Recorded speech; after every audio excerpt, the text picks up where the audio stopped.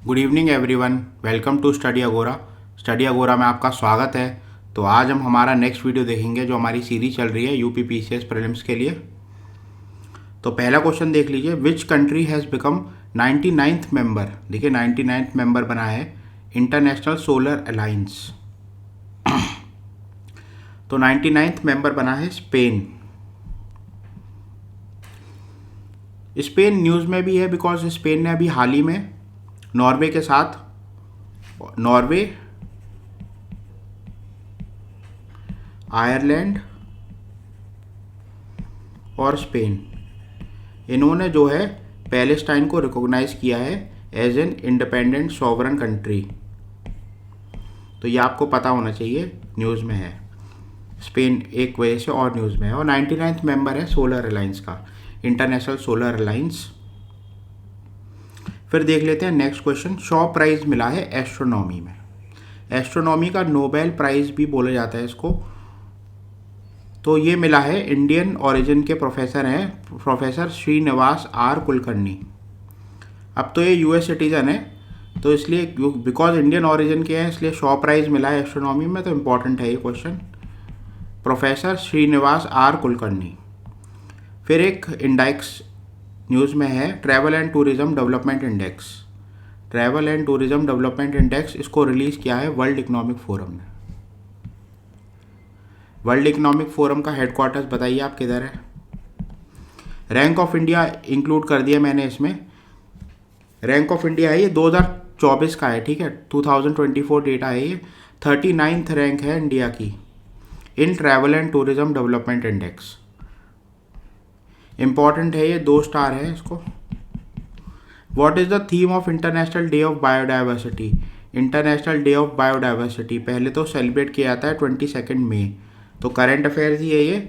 इसकी थीम है be part of the plan. Be part of the plan, दोनों चीज़ें याद रखनी है आपको। पहले तो 22 मई को सेलिब्रेट किया जाता है इंटरनेशनल डे ऑफ बायोडाइवर्सिटी, और दूसरा इसकी थीम है be part of the plan.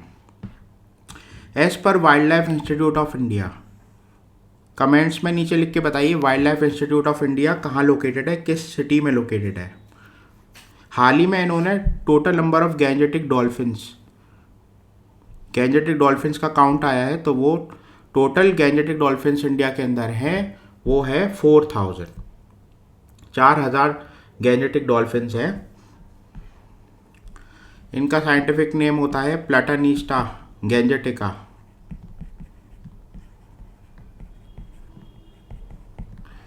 देखिए ये ब्लाइंड स्पीसीज होती है और ये मैमल्स होते हैं।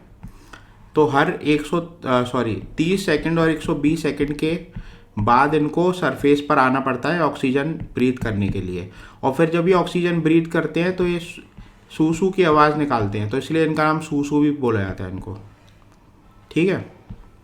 तो ये है, देख लीजिए, ये गैंजेटिक रिवर डॉल्फिन है। देख लीजिए आंखें इसकी बहुत छोटी हैं, तो ये ब्लाइंड स्पीसीज़ होती है बेसिकली।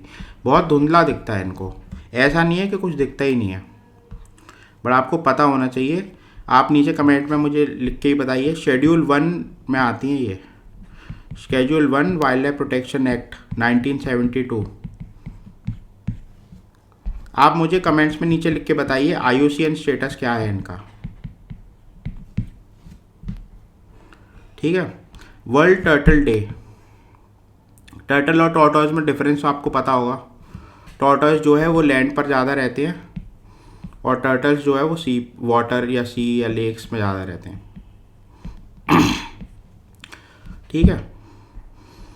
जैसे कि आपको पता होगा कि ईस्टर्न कोस्ट पे गहर माथा में olive Ridley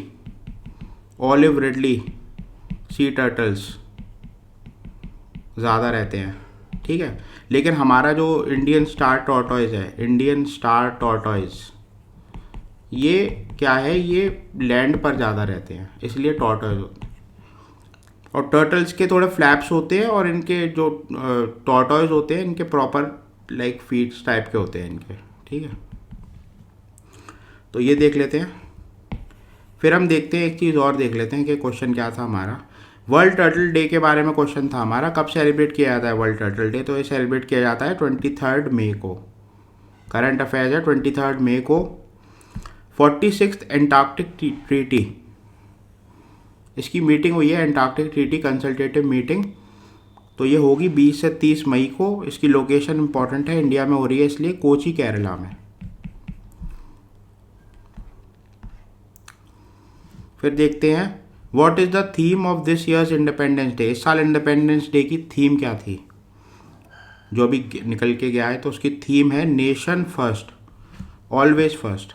nation first always first. Akira हाल ही में न्यूज़ में है। अकीरा ये क्या है, रैनसमवेयर है।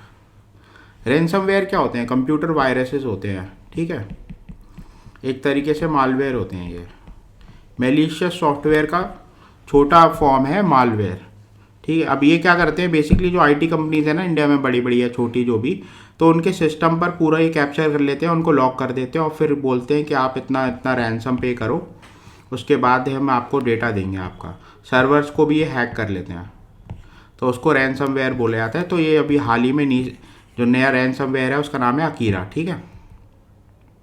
ये सर्टेन जो है computer emergency response team India की, जो आरटीआई के दायरे से हटाई गई है, मैंने आपको बताया था। तो उसने इसके बारे में अभी रिसेंटली लोगों को अवेयर कराया है कि ये काफ़ी ज़्यादा थ्रेट परसेप्शन है इससे। फिर देख लेते हैं national space day. Space day को मैं सेलिब्रेट किया जाता है 23 अगस्त को, ठीक है। क्यों किया जाता है, तो कोमेमोरेट किए करने के लिए चंद्रयान 3 की लैंडिंग।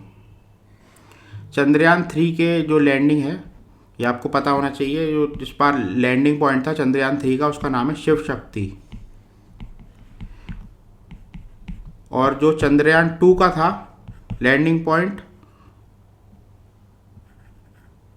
वो आपको कमेंट्स में नीचे लिख के बताना है क्या था।